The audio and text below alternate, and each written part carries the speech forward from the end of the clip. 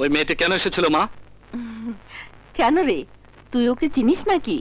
তোমাকে যা জিজ্ঞেস করছে তাই বলো। আমার উপর রাগ করছিস কেন?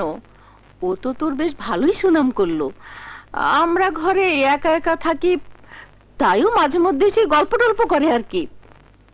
ওহ, ওজন আর কখনো এখানে না আসে।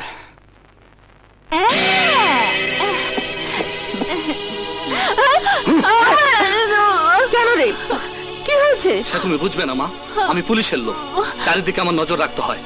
ওকে আসতে বারণ করে দিও।